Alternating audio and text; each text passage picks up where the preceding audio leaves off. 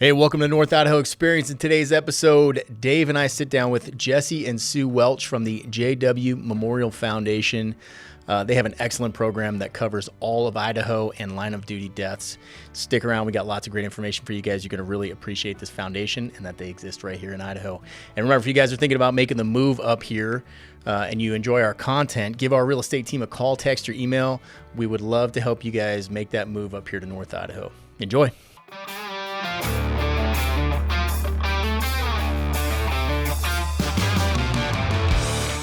I'm actually really excited for this podcast with you guys. Yeah, JW Memorial Foundation. Can you guys give us the background on how this was started? And Well, hold on real quick. Wait, what? We got Jesse Welch over here. Okay. Right?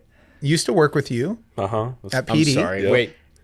Yeah. How senior are you today? Not much. I was a lot senior. Yeah. Not in, much. In seniority, I was a lot senior, but age-wise, he's far older than I am, Sure, obviously. sure. Yes. We saw that. Yeah. And then we have Sue Welch, Jesse's mom. Thank you for coming on. Super excited to have you. Former client of ours and honestly, salt of the earth. We've been over to your house quite a few times, have dinner with you, and Renee loves you, and we are very, very excited to have you on to hear about all this. Yeah. So this has obviously been a big endeavor for both of you, very close to your hearts. And so we want people to know what it is because there's a lot of support for law enforcement, fire, first responders in this area. And I want to make sure that people know what the JW Memorial Foundation is. Good. Thank you. Tell us about it. Thanks for having us. I was going to throw it to Jesse, but I know he doesn't want me to. I'm good. You go ahead. So this whole concept was kind of the brainchild of my husband, Jesse's dad. He was a retired firefighter.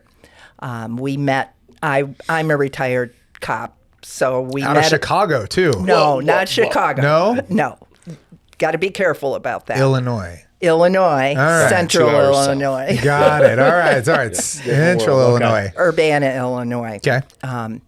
And so Jeff got diagnosed with a rare form of lymphoma, shockingly to us, in 14, 15? 2015, something like that. And one of the things that happened was one of his friends, fire service friends, from back east, which I usually say back in the Midwest because it's not the East Coast. But one of his friends started a GoFundMe. Okay. Well, if you knew my husband, that did not go over well with him. The GoFundMe was supposed to be to raise funds because the goal was to get Jeff through stem cell transplant. Okay. And that would be done either in Portland or Seattle, and we would have had to have stayed there for 3 months. So that was what the idea was. And you know how GoFundMes are. Oh, yeah. Once they start, you can't, stop it. Mm-hmm. And Jeff was a pretty proud man, and he was like, we don't need that happen. Stubborn, too. Yes. Yes. I was trying to be nice. He was like, we don't need that money. That's ridiculous. So I was like, I can't give it back. I don't know what to do. So he said, let's put it into a separate account. Just have anything that comes in into a separate account. And then he reached out to his friend and said, shut it down. So we put it into a separate account. And then Jeff started trying to figure out what he wanted to do with that money. We are originally from Illinois, and we were very familiar with a concept called 100 clubs, which has kind of a bad reputation. So obviously we're not called a 100 club. But 100 clubs started in a lot of the big cities to provide financial support to the families of law enforcement officers and firefighters who are killed in the line of duty.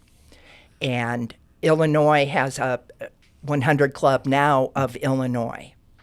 Covers the whole state. It started at Chicago, and it was the 100 Club of Chicago. So Jeff said, our experience, we moved here in 99, so we've been here quite a while and have seen some of the issues that have happened Sure. in line of duty, catastrophic injuries and deaths. And it was very different. They weren't getting the support that we felt they needed to get, those families. So Jeff said, that's what I want to do. I want to start one of those 100 clubs with that money. Let's get it going. Yeah. So we started kind of researching, spoke to directors of 100 clubs around the country, spent a long time talking to the director of now the Illinois club. At that time, it was still just Cook County. And she gave us some tips as to how to get this going and how to start. We decided to start with the entire state of Idaho because she said if there's any chance you're going to move to the entire state, start with the entire state. You can always go smaller if you need to. Right. But, given our population base, it was a better idea to start with the state. So we'd kind of made up our mind. Then during this time, Jeff was going through chemo.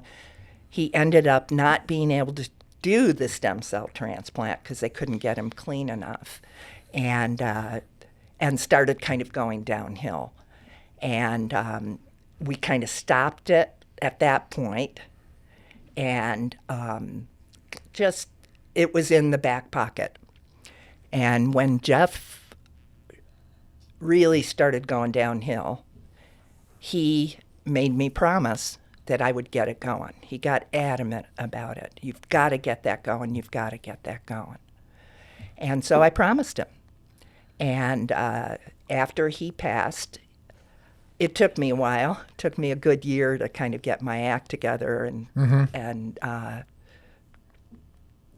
get motivated enough to do it. Right. But got bylaws developed based on bylaws that were given to us from other clubs around the country. We came up with a name, pulled together what I call the founding board of directors. Yeah. Many of whom were his friends from fire service and law enforcement, and obviously, our son is kind of involved in this. I have a question about that too. So Jesse is currently a police officer. Yes. Correct. Okay. So he followed in your footsteps. Did he not make it through the fire academy, or what was the reason that he didn't become a fireman? You were going to do this. I just want to know. Why didn't you become a fireman, Jesse? Well, so I went through the Illinois Fire Service Institute's academy, got a Firefighter 2 and all that stuff, came back, took a EMT course, and then I took the Coeur d'Alene Police test just in anticipation for the Coeur d'Alene fire test, and I passed it, and I don't score high enough for the fire test, so here we go. Let's see what happens. It's worked out because we're at almost 10 years. Well, that's pretty cool. So you've kind of seen both sides, man, from having mom in law enforcement, dad in fire. That's pretty cool. Yeah. That's pretty unique. It was really funny. I remember when he was in high school, and I think it was his junior year, they did that aptitude test to see what you might want to go into. And it came out public service. Law enforcement first. So it was a big joke between me and Jeff. Jeff was like, no way, he's going to go into fire service. And I'm like, I think he might be better suited for law enforcement. Yeah, it's worked out. That's pretty cool. So this really isn't, I actually didn't know that part of the story, Sue. I didn't realize that this was something that Jeff had envisioned yes. before you guys did. So he was royally pissed off when they started a GoFundMe for him, and when he started looking at all the money that was there, it was like, okay, well, let's start a nonprofit. And I don't want to touch any of this money. So. Yeah. That's pretty cool. Yeah. Okay. He was. He made me promise, and there are days when I look up at the sky and say thanks a lot. Yeah. Because it's been a lot of work, especially as we continue to grow. And we don't have any paid personnel. Right. I'm the president of the board, and the president acts as the director if you don't have a paid director. Yeah. So it's been pretty, I hope someday we can get big enough that we can hire a director or a part-time director. What year did you guys start this? Okay, I'm gonna. Oh, you're getting the binder out. I'm gonna peek. Okay. Let me refresh my memory. 2021 was when we incorporated, got our bylaws signed, and when we had that first board of directors. And we were going to do a big kickoff event to introduce it to the community, and COVID hit. So everything kind of got delayed. But we immediately started providing benefits. I mean, we haven't even talked yet about what we do. Yeah. So our whole goal, and this was, we focused down pretty narrowly, is to provide financial assistance to pay for living expenses for the families of fallen, either killed or catastrophically injured, fire service, EMS, and law enforcement officers in the state of Idaho. Immediately. I want to ask you about that. I want to talk about this because this is what's really cool, right? We have a lot of organizations, and I think a lot of people always think of Red and Blue Foundation, which you guys work very much alongside, right? Everybody has their specific items. We got the Coeur d'Alene Police Foundation and certain things. They work on mental health. They still focusing there? Coeur d'Alene Police Foundation, they released that over to Red and Blue. They're running. Oh, they did. They're doing it all over there now. Okay, so they're doing mental health, but you all have your parts. And I spoke with you. Obviously, January 29th is a day now that a little bit of a dark day in Coeur d'Alene. But this past year in June, was a dark day for people in town. But talk to me about what you guys did, because it was pretty interesting when you see how everything works. There's a lot of, even moving money around can get quite difficult. Right. But you guys did some pretty cool stuff right out of the gate to get things going for people. I mean, our goal is to cut a check within the first week. Wow. And the missing link often, those families are going to get support outside of the volunteers, but that's a whole, because we cover volunteers as well. That's a whole different topic. But a lot of those families are going to get a lot of support, but often there's a lot of red tape and delay in that support coming in. Sure. We focus on cutting a check so that they don't have to worry about paying their bills, and they can focus on all the other stuff they have to worry about. Yeah. And we try to do that right now for 3 months or longer if needed. We're starting to recognize that in some cases, like the case of volunteers who don't get the kind of assistance that full-time paid. Yeah. So like a volunteer firefighter. Something volunteer. Like and Idaho is filled with volunteer firefighters. Yeah. And so we're and it's not just living expenses, because there are families that don't need that much in living expenses. But, like, I'll give you an example. There was a firefighter killed in the line of duty. I'm going to backtrack a little bit. They don't have to be from Idaho. They need to be acting in the line of duty in Idaho. And because we have so many wildland fires, where we bring crews in from all over the country, a lot of them don't live here in Idaho, but they were acting in the line of duty here in Idaho. Wow. So last summer there was a firefighter, wildland firefighter, was killed by a tree falling. And we provided assistance, financial assistance, to pay for all the family to get here. Wow. From Minnesota. Last minute tickets. You know what I'm talking about. Oh, yeah. So that was what they asked for. So we try to work with them and say, what do you need right now? Okay. If they're not in a position where they can process that yet, which immediately, usually... It's a hard question to answer at that moment. We're still going to provide benefits. Yeah. Unless they absolutely refuse. So what we have figured, and we probably need to revisit it again, the first year, average family of 4 in the state of Idaho, average living expenses per month was $4,000. That's okay. Do all the figuring. 5,000. Yeah. We redid it a couple years ago. It a couple years ago. It's now $5,000. we probably need to revisit it again next year. So really your goal is, I mean, on a general scale, is to be able to provide $15,000 within a week. As quickly as possible. Now, we provide it 3 times. So, because often that first benefit, they haven't been able to let us know how much money they need. So we're going to cut the check. Okay. They don't need to, The second one, we say, okay, now start really thinking about what are your expenses, so that if it's over $5,000, we can provide over. Okay. And sometimes they come back and say it's less than that. Sometimes it's more. It just depends on the family. Sometimes there's travel involved. Right. I'd like to be able to pay airfare for, to reimburse the airfare my family had that type of. Or there's been where they got to go to like a specialty hospital in Colorado, and that's happened more than once on incidents in Idaho, and we help pay with residence fees. Their living expenses in Colorado. So for the families, and that was that was really beneficial for that family, because it allowed them first to stay in Seattle, where he was in hospital in Seattle. He was another Wildland firefighter, had a tree fall on his head. Oh, so dude. it was, and he had a bunch of TBI, long term. I mean, we got to see him at our fundraiser this year. So How do you guys determine, I know it's a difficult thing, and Austin, actually, can you look up how many line of duty deaths Idaho had last year in any EMS first responders?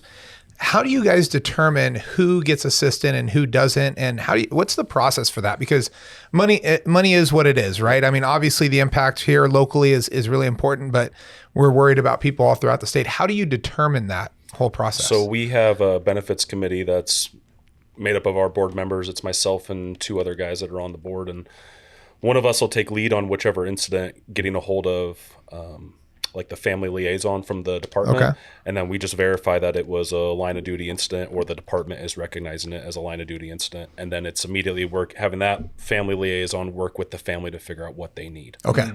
Then I think the quickest we've cut a check is within 3 days, 4 days. Wow. So 3 days. So do you guys reach out anytime there's a line of duty? Do you guys reach out for that? Wow. Yep. And we find out sometimes through the media. Right. Sometimes, our membership, we really want people to notify us, and so that we find out immediately.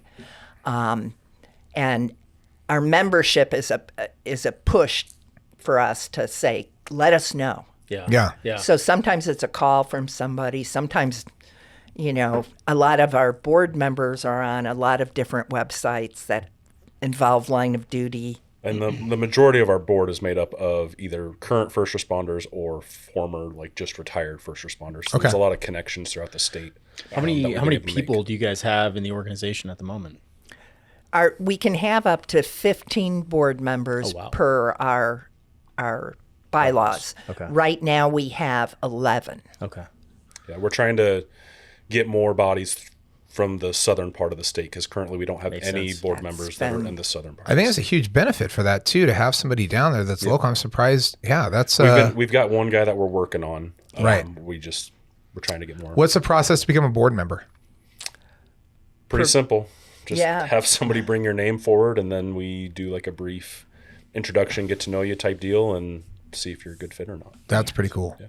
It's it's funny. We've had I obviously lost people in the line of duty, and people from job related cancers, suicide, a lot of those different things, right, throughout the year. So it's not something that I think it doesn't matter what organization you're in. It's not an if but when, right? For a lot of those things, we've obviously dealt with this multiple times in Coeur d'Alene, and I think one of the reasons why it's so resounding here in Coeur d'Alene and North Idaho is because there's so much community support for first responders up here, right? Like there's a lot. Oh, yeah. So it's not to say that there's not a lot down in Southern California and areas like that, but you almost up here, when something happens, the community as a whole almost owns it, right? I mean, all the way up to the border. It's like this, you almost can't go somewhere without having a conversation about what's going on or anything else. Where, we would lose somebody down in Southern California, nobody even know about it, right? It was almost isolated. So having organizations like this that can help, obviously we're coming up on 1 year from the Canfield incident. And that's going to be a hefty thing. We got people that have reached out to us and they want to do some awesome, fundraisers and different things like that and be able to work with organizations to raise money for these things.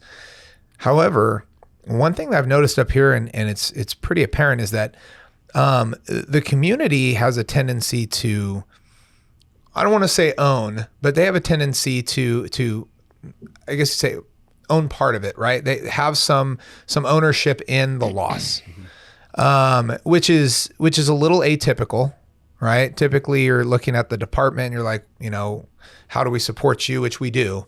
But it seems like up here, you actually feel it in the community. When somebody dies like that, I mean, the entire community suffers from it. And you see all these events and these organizations and things like that want to pitch in and do that. And I think it's pretty unique to this area, but it would be very cool to see Southern Idaho have the same organizations and the same response to those types of incidents and everything else. Yeah.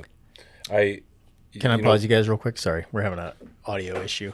Austin, there's a joke because I've called him Tyler. I don't know how many times. His last name, is Taylor, and I called him Tyler. And we have another Austin already. So honestly, I don't know his name. You're just terrible. We should call him Jamie. I didn't realize he didn't have hair until last week. So. If I call him Jamie, maybe Joe Rogan will call us and say, hey, you need to stop calling him Jamie. Yeah, cease and desist. If you'd like to come on our podcast, we can clear this up. Some photos will get out of you emceeing the hockey game the other weekend. Oh, it was so much just fun. Like Joe Rogan. That was so much fun. The black shirt. Black on black. He's chest showing, bald head. It was awesome. Okay, so Seth, you're being sincere. Jesse is not right now, okay? Jesse's mocking me. I was being nice. First thing I did was walk up to him, because we were there for honor guard. The first thing I did was walk up to him and go, "You just trying to look like Joe Rogan, Dana White? What's going on?" Height-wise, somebody came up to me, right? For sure. Very accurate. I think so. I think he's 5'8", and I'm like 5'8.5". I think Joe would beat your ass though, just for the record. I'm sorry. Like, you're tough, dude. I'm going to go ahead and agree with that. But I mean, if there's a challenge out there, I'm happy to get him on here to do that. I would get choked out by Joe Rogan. For the team, absolutely, I would be happy to get choked out by Joe Rogan. That would be absolutely fine. I'd smile the whole way. Put me to sleep. Anyways, always wake up happier after you get choked out. True. So what events are you guys hosting right now? I know you guys just had one recently, right? You had, was it a gala, or what exactly was it that you had? We had our annual fundraiser. Okay. It's a more of a casual event. Okay. I wouldn't call it a gala. We do one of those a year. We've been really blessed by partners who have been willing to put on fundraisers and provide some of the proceeds of those fundraisers to us, which has been wonderful. Yep. Like the Guns N' Hoses hockey game last year. They split that between us and that's awesome. Last year. Nice. So that was great. There's an organization, a company over in, believe it or not, in Washington, in Spokane Valley, that is last summer hosted a golf tournament, provided us with part of the proceeds. This year they're hosting it again. Is that before or after Washington taxes? I don't know. Jeez. Yeah, 8 cents. Yeah. And that's cool. They're hosting it in August this year and are going to provide all of the proceeds to us. They've become a really good tailored containers. They make burn rooms and type stuff for fire departments. And they have a lot of local firefighters that work with them. I think, I love the fact that you guys talk about the immediate relief thing, because, we're actually looking into it. I was going to bring it up on this podcast, is that we're actually working with Ivan and Raina right now, and they have a new program to where active line of duty deaths that have a mortgage with their mortgage company get paid off entirely. We just did a video about it this morning with them, David. So it's up to Let's hear about it. It's up to like $500,000. Okay. And just getting a loan, it works for like any of the loan products that they have at the company. It's not one specific loan. You just have to submit an extra letter that says you're a current first responder. Awesome. And if there's a line of duty death, then that company will come in and pay off the mortgage entirely. That's awesome. Up to $500,000. It's pretty amazing, because when you think about that, being able to get, it's like an insurance policy. It's 100%. It's a free insurance policy. And when you think about the immediate relief and everything else, you think about knowing like, oh my gosh, my mortgage is gone. And let's be honest, law enforcement, fire, they're not millionaires. right? I mean, it is, I know Jesse's not, but most mortgages are going to be around that amount that people are going to have. So being able to know that's going to get paid off, that is a super cool thing that we're going to be pushing with everybody, because they're having a free insurance policy like that, especially if you're in law enforcement fire, is amazing. So how is it different from Tunnels to Towers? So Tunnels to Tower is an external organization. So you can have a mortgage with anybody, and Tunnels to Tower, they obviously have a lot of red tape, right, to go through. They have a lot of red tape. And then eventually they will pay off your mortgage. But this one pays it off immediately through that up to $500,000 if your mortgage is with them. Directly right. through the lender, yeah. Right. The lender goes, you're forgiven up to $500,000. Wow. That's rad. Isn't that cool? Yeah, because that's always been what people have said to us is, well, you don't have to pay for their mortgage for the first 3 months because Tunnels to Towers is going to pay it off. And I'm like, what are they supposed to do in the meantime? In the meantime, that's not going to happen. Right. That's what, So I agree. I love that. It's a great thing, right? And then you look at the fact that, when you go to Tunnels and Towers, which is an amazing organization, right? They're incredible. But there's a validation process and an understanding and an assumption of the loan and looking at all this stuff versus it's already done on the front end for you with this mortgage company. Yep. And Ivan Rain can do that now to where, you reconsider those things. If you ever go to refinance, you can, I don't know if you can do it on a refinance or not. I'm sure you can. I would assume if you're ending up to refinance into one of their products, yeah. So super cool opportunity for people when that time comes to be able to have that insurance policy. Well, and even talking about the time delay that it takes for Tunnels to Towers, even like with Percy, the state pension fund, it still takes time for Percy to get money into their pocket. Right. So it's that was our biggest goal, was just the rapidness of being able to get people money. Yeah. And because of that, we're a little bit different than a lot of other organizations. We are not a pass-through. Typically a pass-through of donations. Now, last summer was a little different. But because what we try to do is build a big enough, what we call the benefits fund, get that big enough so that if we have, which we had last summer, a multiple line of duty death or catastrophic injury, we can cut those checks immediately. We don't have to wait for donations to come in. We don't have to. And so we're working really hard to get that fund as big as we can. We've always kind of based it on if we had a whole Wildland fire crew go down, because that's probably the biggest group of people. Right. Something like Granite Ridge, for the sure. The most numbers. But we could have a law enforcement incident that involves multiple law enforcement officers, and then look at what we had last summer. Yeah. Mm-hmm. Well, I can tell you, I mean, that was the very first fire that I was on. It was a sawtooth fire in 2006. And I was a brand new, man. I was a limited term fireman, wasn't even full time yet. I was in paramedic school. And we had this fire that goes ripping through 66,000 acres in like 12 hours, right? Through the desert. And I can see how quickly that can happen because we got entrapped and burned over in an engine. Luckily, we didn't have extremely heavy fuels. We were only caught in there for a bit. But you look at that, all of a sudden you can take out 5, 10, 20 people really, really quickly. Sure. Real fast. Yeah. So I'm very thankful that we don't have those types of winds and things up here for sure. So am I. Yeah. Phone winds. Phone. I knew that. Phone winds? I learned that from Dave. Yes. What? So any other events that you guys do, or does everything else just come in through donations? Donations, other organizations who do fundraising events for us. I know in other states and other similar organizations, they get departments to do small fundraisers. Yeah. And then provide the proceeds of that to the organization. We haven't pushed for that. We're still trying to figure everything out. I mean, we're just at 5 years out. You could make a lot of money if you did an over-under on how many times I can outdrive Jesse. You could probably raise a lot of money. Betting the under, right? Oh, game on. Outdrive, huh? This guy barely hits it to the women's tees. Oh, if Dick Out was a game, like drive. You're talking about golf again. Really? We're talking about golfing. We have a whole other conversation over here. What were you going to say? I was going to say we get invited to do a lot of different training events. So like a lot of Fire departments will put on like their own like mini schools or whatever, different trainings, and we'll get invited to come there and have a booth and sell swag and all that type of stuff. So we'll do that every once in a while as well. If you ever need anybody to teach ladder safety or anything like that, Dave's really schooled up on ladders. Perfect. Duo safety. Perfect. 6061 T6 heat treated aluminum alloy. I'm in. Let's go. That's where I was hoping you'd go with that. Well, one example is Selkirk Fire had a symposium last weekend, and during it they had did raffles, and they're providing the proceeds to the foundation. That's awesome. Wonderful. So those are the little things that really help. Well, those little things add up over time, right? Yeah. And It's just the relationships we've been able to build within community members. And Well, I think the fact that you guys have such a local tie too, right? I mean, when you look at other organizations as well, things that start locally like this, being able to have the tie. I mean, Jeff was chief of Northern Lakes, right? So he was obviously there when it was Hayden Lake, and then he did the consolidation to make it Northern Lakes with Hayden and Rathdrum. Right. So there is definitely a local tie with the guys and gals that still work there. Having those ties, I think, is really important because this entire community operates off of relationships. You know, when I do want to give a little shout out to one organization that did something that was unusual last year.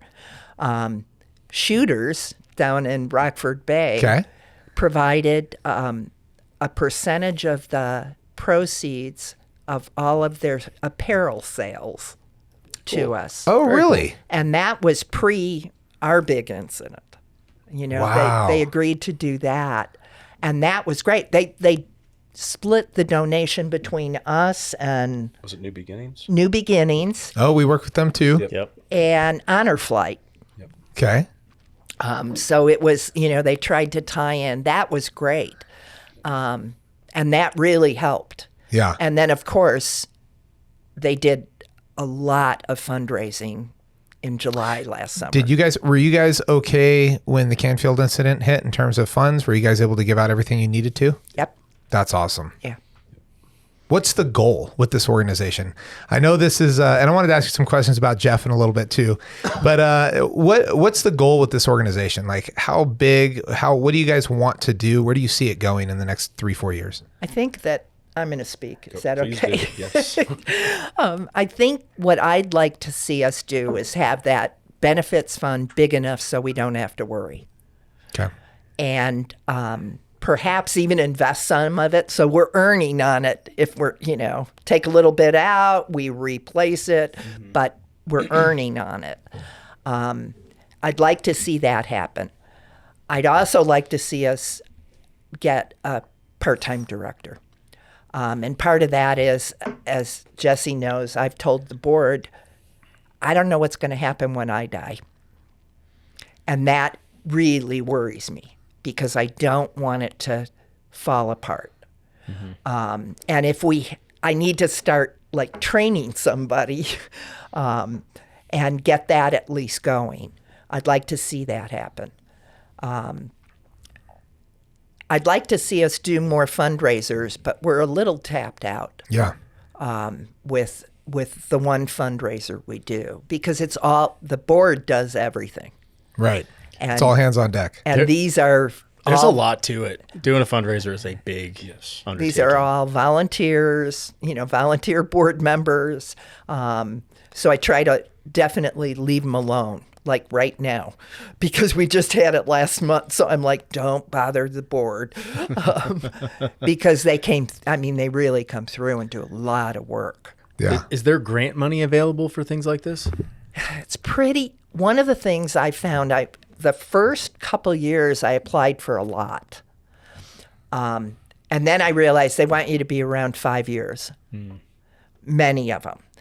I applied for some up in northern Idaho that didn't want to provide us any assistance because we served the whole state of Idaho. And they only wanted to do like the 5 northern counties. We ran into that with one in Boise too, didn't we? Yes. So we've had, you know, and that's a weird kind of thing. So I did, after putting a big push into that, I kind of backed off a little bit. Now we're at 5 years. And I know we're not going to fold. And I think that, you know, most not-for-profits fold within the first 5 years. So once we hit 5 years, I was like, oh, thank goodness. Yeah. And, grants are so geographical too. There's a lot of requirements to get a grant. We used to do some grant writing with the fire department. And it's like, man, you want something that's got to meet all these different criteria. It's nuts. But if you can get them, it's free money. What I'm going for is grants through different foundations and not-for-profit grants. I'm not going for state or federal grants. Dirty money anyways. Yeah, I don't want it because you want to talk about hoops to jump through. Oh, I bet. Yeah. I wouldn't be surprised if there's hoops after you get it on how you can use it. Yes. Yeah. And we operate a little differently. There is no red tape. So one of the things, and this got mentioned earlier, we contact the department immediately. Is this a line of duty? We have had departments that say, we can't determine that yet. Or the state doesn't recognize it as a line of duty and the department does. No. So it's been that part of it. What would be an example of that? Is that... Well, I got to be careful. You know what I mean? Sure. Lots of times the department, especially if it's a city or a state department, they worry about the liability of them saying right now this is a line of duty.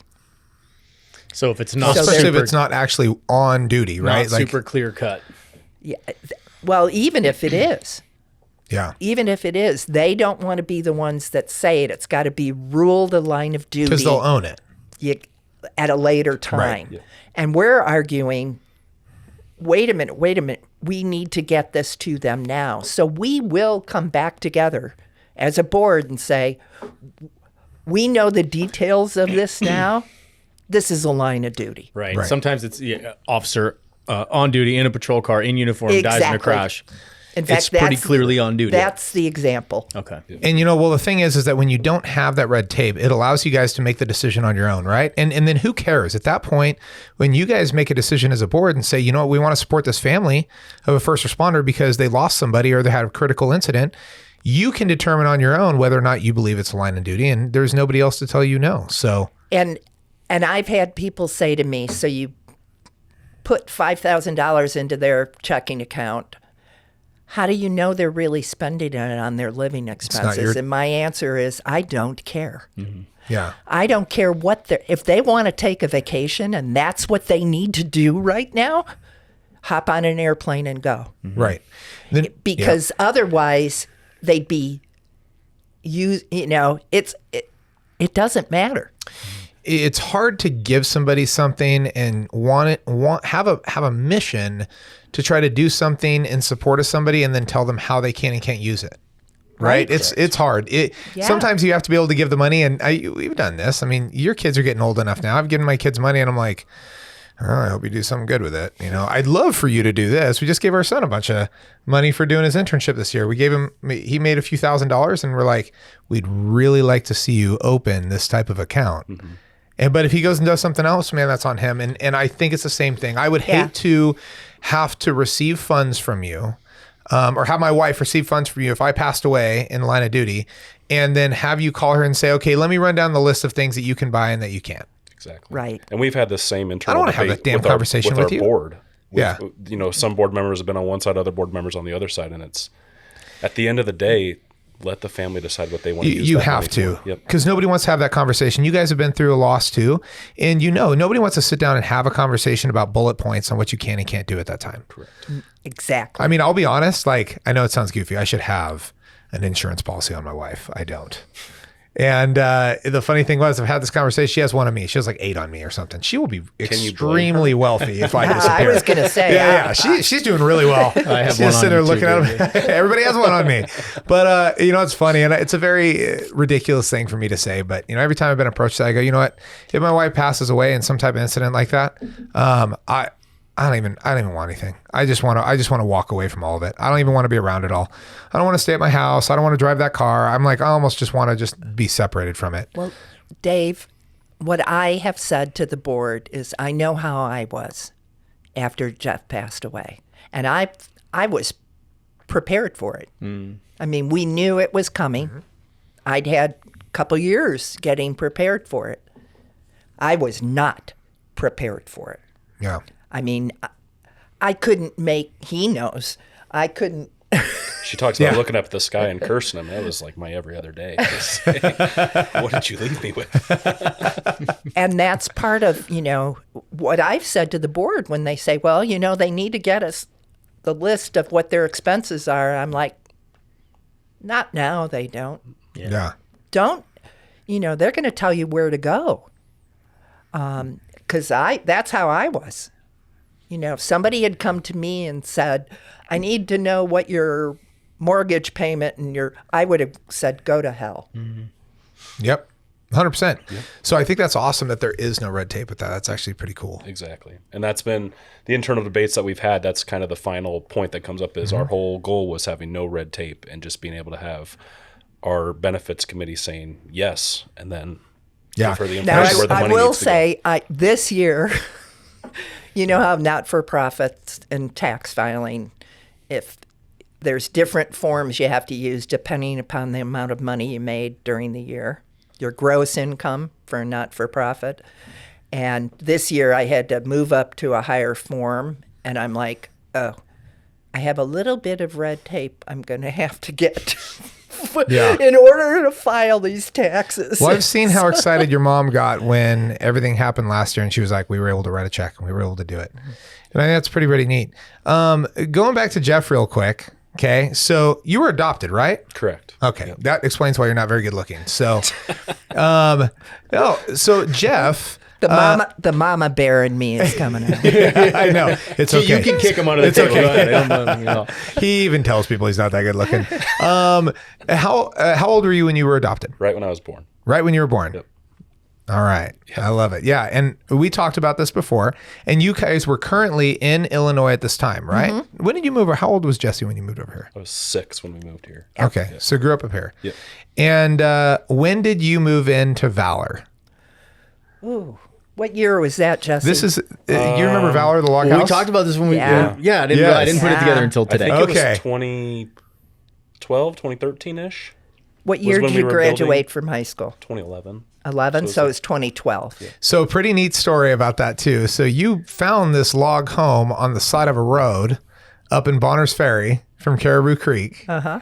Well, and wasn't it on Facebook or something? It was a couple going through a divorce. Craigslist. Yeah. You bought your home on Craigslist. Couple going through a divorce, so they bought the log. Yes. That home on Valor was transported there? Yes. Well, it's a log home. So Caribou Creek homes up in Bonners, they put it together there, cut everything, make it how it needs to go, and then it's like Lincoln logs. They put it on a trailer, drive it up, and then put it together. No way. And you made some modifications, didn't you, to the house? Oh, we had to do a lot. Yeah. It had sat outside for a couple years without being finished. Oh. So we had to replace a lot of the top logs, and we had to have it's all hand-peeled logs. Mm-hmm. And we had to have them all repeeled because they hadn't been finished. Well, and you guys added a bunch of stuff too. And we changed, it didn't have an attached garage, didn't have like a little breezeway. The ridges, they added valley logs to run down the ridges just for more support and all sorts of stuff. I always thought that was the coolest thing. I'm like, you have a house on top of a hill that overlooks the lake on acreage that you bought on Craigslist. And then had transferred there. Well, Jeff was driving by. He kept seeing it sit outside of Caribou Creek. Yeah.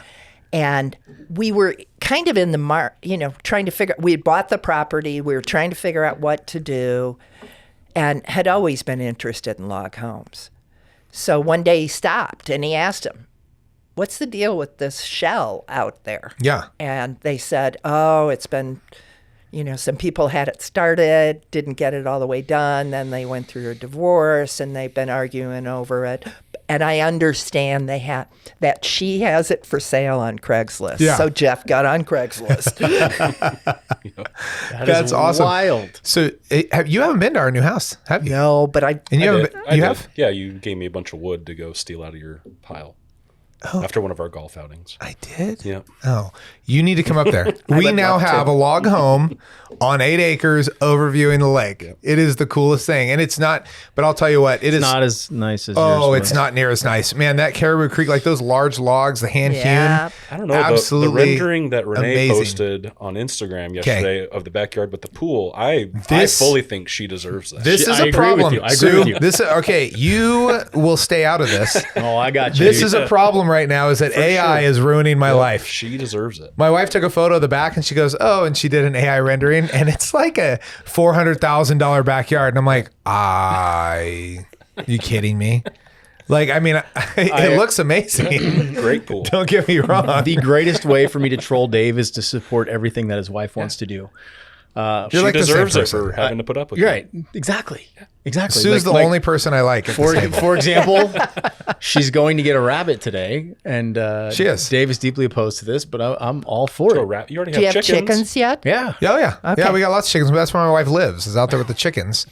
And she pets them until they fall asleep. We just got a rooster. I named you're him going to Bart. regret that. Bart. Yeah, I named him Bart. She doesn't like it. Says his name's something else. But yeah, so she's going to go get a rabbit. I'm not going to like it, Sue. I you probably will like it. You will love it. The problem Why are is you so opposed to a rabbit? I'm opposed to more things to feed, Jesse. If she said she wanted to bring you in, I would not do that. I don't want to feed you. It's just more things to deal with. That's fair. But yeah, so now we have that, but I'll tell you what, we have a kit home, right?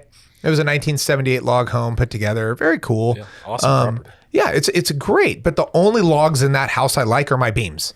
They look like yours, but all of our walls are kit, and it just doesn't look the same. Before we bought ours, we looked at one that was for sale, a log home that was for sale down up above Rockford Bay. And it was opposite side of where Shooters is. Oh, okay. It was a repo. Foreclosure.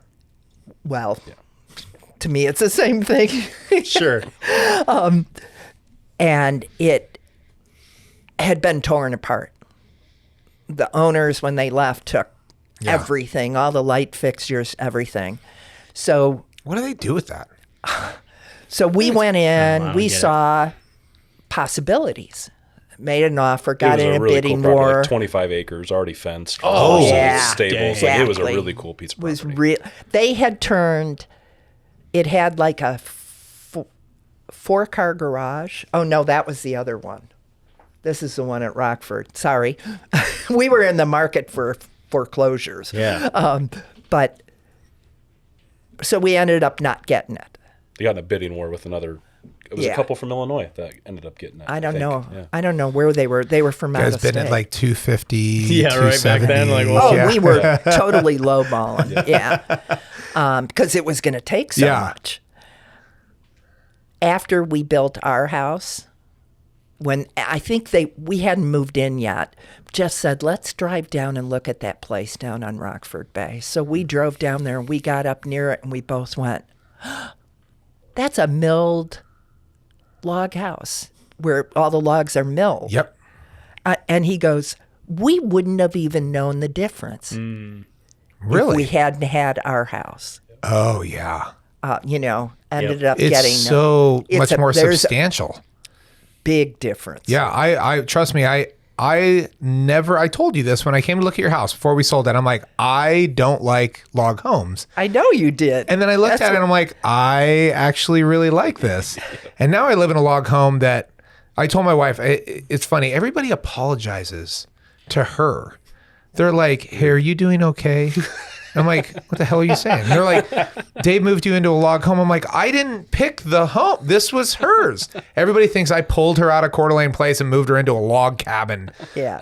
Anyways, but now I live in it. But I told Renee, I go, we were sitting there at our house one day and I was thinking of yours, honestly. And I remember going, I was like, I just need to not die staring at drywall. I'm like, I can't do this. I was like, I need something. I need to see wood. I need to see trees. I need to see, I'm like, I just need to be out of here. And I'll tell you what, just like your property, it was so quiet. Being able to live somewhere where you don't hear anything, right? Like the people that show up there are there for a purpose. They're your friends. You want them there. Outside of that, nobody comes and bothers me. Does that mean you don't have a Ring doorbell camera on the new house? I have multiple cameras, Jesse. Oh, okay. Multiple I just remember cameras. how much you loved it when we'd stop by and say hello to the Ring camera. You literally walked into my backyard when I was in the hot tub, dude. Yes. It was weird. Renee told me to go back I there usually and say do hello. that. I'm usually in there naked. Oh, no. Don't do that. Well, Renee was in the front yard. She said, go say hi. He's in the back. My neighbors didn't like it, but hey, as I learned in law enforcement, there's a reasonable expectation of privacy. Absolutely. You should not be looking over my fence. Absolutely. That's not my problem. Oh, So, my goodness. Jeff was part of, so where did he come from? I want to go back a little bit, talk about Jeff. So Illinois, what fire department was he with there?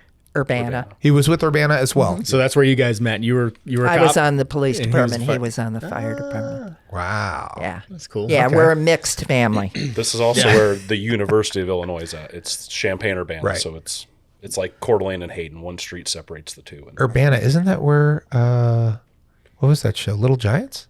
Wasn't it Urbana? I don't even know. There's Is that a an- sports football game? reference? Oh, There's an sports reference. Urbana in Ohio, too. Okay, maybe somewhere It's Champaign-Urbana. The University of Illinois is huge, and it sits on both. They're like twin cities. Yeah. And it's a pretty busy department too, wasn't it? Yeah. Yeah. You told me some pretty gnarly calls that you dealt with. The university has probably 150,000 students. Okay. yeah. Yeah. that's Yeah, big. I mean, Okay. we're Yeah. Large. So, oh yeah, There used to be an Air Force base there. I don't think it's still there. It used to be Chanute Air Force Base. in Rantoul it closed. Yeah, closed Okay. shortly after we moved, I think. So Jeff was with them until he was what rank? Lieutenant. So he was lieutenant with them? Yep. Okay. Yep. And so he started there? That was his first department or so his whole career? How long was he there, with them? and then we lived in a small farming community called Sidney, Illinois, and there was a volunteer fire department there. He was he an assistant chief there? No, At he some was point? a volunteer. He was one of their. They don't call them fire commissioners there. They call them trustees. Yeah. Okay. But he was a That's right. trustee. For And how that many years did he department. have in the fire service? In Illinois, he had 23, Oh. I think. Wow. 22 when we moved here. And then he was chief at Northern Lakes for 5 years. And then he went into a side gig where he worked for Simplex Grinnell, a fire sprinkler system. Oh, okay. They're now Johnson Controls. Is that who put in your sprinkler system in your house? Oh, of course. That's how we got it so Yeah. cheap. That's awesome. So he was, But he, even after he retired from Northern Lakes, he still stayed involved. He had a group of guys that started the GoFundMe. They used to teach at the Fire Department Instructors Conference every year in Indianapolis. They taught 1403 live burn. So it was that group of guys that started the GoFundMe, or one of the guys from that. And so he continued to go back to that every single year up until they stopped teaching it. So he was part of that whole group and everything else? oh, Yep. big time. Yep. That was even all the way until the year he got diagnosed. He went back to FDIC every year, and that started when we still lived in Illinois. Wow. And then after I went through IFSI, he let me go back with Yeah, him and he went do some with- stuff back there too. Oh, really? So you got to go to the FDIC and see all that? Yeah, I think I went 4 years-ish, 3-4 years. Something like Okay. Is that where they do all like the fire testing and everything else too? that. It's like a big expo. And then they do, the huge. first couple days is all hands-on training classes. They call them the hot classes. And then they have a huge symposium the rest of the week at Lucas Oil Stadium, and then the Indies. Okay. And they had Main center down FDIC West in Sacramento. I can't remember Early how many 2000s. years they did that, like 3 years, Yeah. where they do the same thing in Sacramento. A whole expo for, I mean, you see a fire, you spray a little water on it, right? It's not that much to it. Right? How else are you supposed Am to I get wrong? 30 to 40,000 firefighters in one city to party for a full week, though? Oh my gosh. I can't. I've played that game. I put a few fires out. Not that much to it. Goodness. He knows how to rile me up. Honestly, real quick. So what is the best way if people want to get involved? And I'd love to encourage people because I'd love to see this organization continue to grow up here and everything else. We're obviously very tied in with you guys. We appreciate what you guys are doing. What's the best way for people to find more information, to donate? How do people get involved with JW? The best thing is to go take a look at the website. Okay. So the website is www.jwmfidaho, all one word, jwmfidaho, spelled out, .com. we have a number of different options. We are a membership program. Most 100 clubs are membership programs. In fact, that's how the concept started. They're called 100 clubs because when it started, the goal was to get 100 people to each donate $100. And that's what started that pot of money.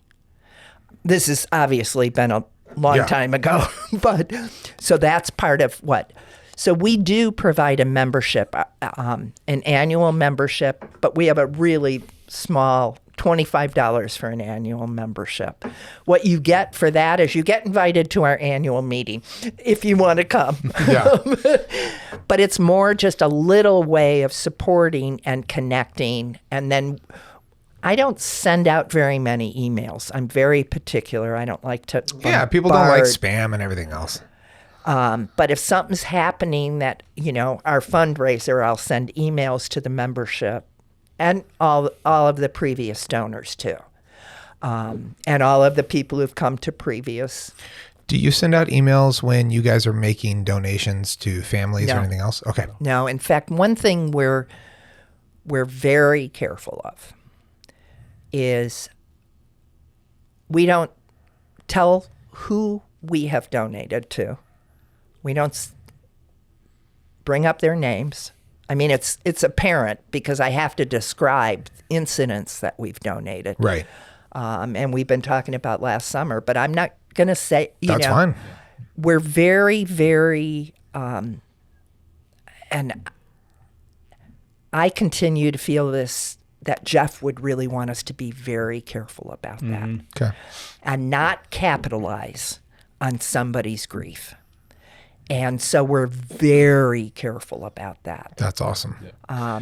Our past couple fundraisers, our yearly fundraisers that we've done, one of the members on the board, he's a former Sandpoint fire chief. He's a very passionate individual. He's one of my favorite people. He has become very close friends with some of these families, and a couple of them have come back to speak at our events. So sometimes that will happen, but we won't outright go make it known that we've donated money. So. They wanted to. Yeah. Because they wanted to. This year was great because they really explained the impact it had to them, what that money provided for them. That is awesome. And so we're very careful about that. So membership is one thing, $25 a year. Or as much as anybody would want to donate. Yeah. Got it. Yeah. And on our website is all of our contact info. The email address, the phone number, and we're always willing to do that. In fact, I had a couple people after our fundraiser volunteer to come next year to help plan the fundraiser. Oh, awesome. So I'm starting to build a fundraiser committee with volunteers, which That's cool. Will be great. I'll be bugging them. Yeah. So that type of thing. Any department that would be willing to put on a chili feed, for gosh sake, and provide the proceeds from that to us, we would welcome all of those little things.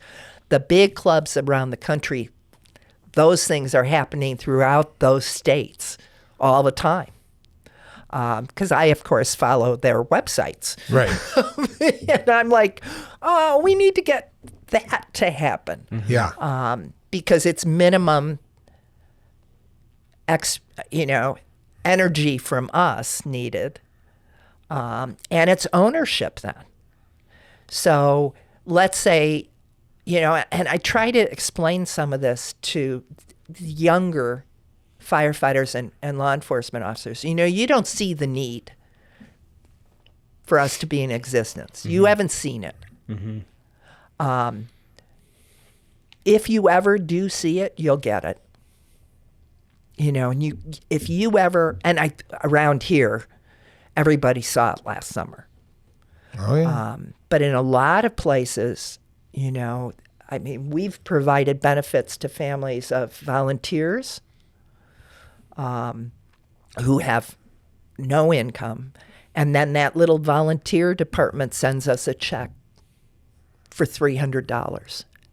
That's important because they got it. Mm-hmm. They knew that we helped that family. That's cool.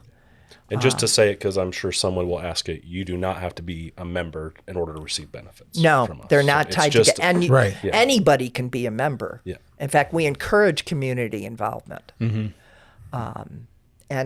thanks, Jess. It's not tied to that. You don't even have to. It doesn't sound like there's much red tape at all. No. Just if something happens, you guys make a decision on whether or not you're going to help. Yep. And then it's done pretty darn quick. Yep. That's awesome. That is fantastic. Well, we'll put the website and everything else in the show notes so that people can see where that is. And then we want to get involved too. I know it's something we've been so busy with everything else. In truth, I can't let that be an excuse, but we want to get involved too because I love seeing your organization go well. We love the Red and Blue Foundation. And honestly, they got a head start, right? They're doing really, really good. But I love the fact that both of you work together on these things. We'd love to see the organizations grow together. And at this point, Red and Blue is only in the Kootenai County. Correct. So this is the full statewide, state. exactly. Right. Yeah. I love it. Yeah. That's cool. We'll try to get you hooked up with people down south too. Well, I'm happy to hear you say that because I've already nominated you to be our auctioneer at next year's fundraiser because you did such a good job at the You don't think? game. I think Boardman would be better. Boardman would probably be good. Yeah, Boardman would forget to show But I up or did. something, though. That's true. But you may not be able to see Boardman over the. True. Yeah, true. And your head's so shiny, you could make it happen. Yeah, I'll wax it too for you. Shut up. Thank you guys. This Thank is you really for cool. having us. You guys are doing a great thing. Jeff would be proud, I'm sure. And, it's an honor to have you guys in the community up here. Fantastic. Appreciate I you. had a really interesting thing happen. I sent him the email yesterday that a friend of mine texted me and said a friend of hers sent her a picture of her son's award. He, unbeknownst to me, he went through Fire Academy at Northern Lakes Fire. And he got the Chief Jeff Welch Award. Oh, that's Character cool. Award. Yeah. Send me a picture of it. And I was like, and then she said, and he also got a flag. Jesse mentioned this earlier. Back at FDIC post 9/11, right after 9/11, Jeff would start the training that they did by raising a flag. And, they were doing house burns, training burns, live burns. So they'd take an old piece of whatever wood lying around, rip it out of the house, and then raise a flag. And Jeff would give a whole little, let's honor our brothers and sisters. Do like a moment of silence. Yeah. Yep. And we'd make the flagpole out of anything we tore out of the house because you can't have like metal roof, any of that type of stuff. You can't have that on a house that you burn in Indianapolis. So we just did a makeshift flag every single year. Oh, that's funny. Or they did. Yeah. Wow. So they raise a flag at the Fire Academy now. And he also got the flag they raise in honor of Jeff, which was really, I started crying. That's pretty cool. I didn't know they were doing that. So it's that memory, too. And maybe we named it JW Memorial Foundation, so someday it could be Jesse Welch. We initially talked about doing the Jeff Welch Memorial Foundation and then talked about how pissed off he would be if we did that. If you used his name? So we just did He the would have been JW. furious. Now it's like, dude, He would've been Jesse named a foundation after himself? This is weird. I did not. Well, cool. We will put everything in there. And like I said, we'll get this out to everybody and we appreciate you guys, but we'll pump it. I'd love to see you guys build up enough to where you can help out when anything happens in the state. I know. That's what I'm hoping for. Yeah. Well, Yeah. thank you guys. Very cool. Thank Thanks, you guys guys. for having us. Love it. Okay. Later.